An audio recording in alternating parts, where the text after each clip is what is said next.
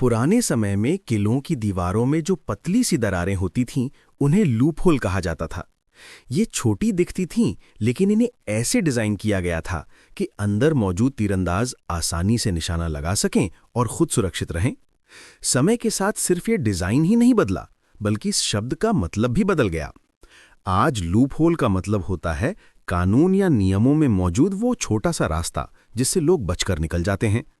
लेकिन अब थोड़ा विषय बदलते हैं, कछुओं की देखभाल पर। बहुत लोग सोचते हैं कि कछुए के शेल पर पेंट करना या उसे सजाना क्यूट लगता है, लेकिन हकीकत बहुत अलग है। कछुए के शेल पर पेंट करने से जहरीले केमिकल उसके शरीर में घुस सकते हैं और कई बार ये उसकी मौत तक की वजह बन जाते हैं। साथ ही पेंट उसकी धूप सोखने की क्षमता को रोक देता है, जिससे उसका शरीर कमजोर पड़ जाता है। कुछ लोग इसके बदले स्टिकर या श्रिंक रैप का इस्तेमाल करते हैं, पर वो भी नुकसानदायक है। ऐसे कवर शेल को बढ़ने नहीं देते और जैसे जैसे नए सेल बनते हैं, शेल टेढ़ा मेढ़ा और दर्दनाक तरीके से विकसित होता है। नतीजा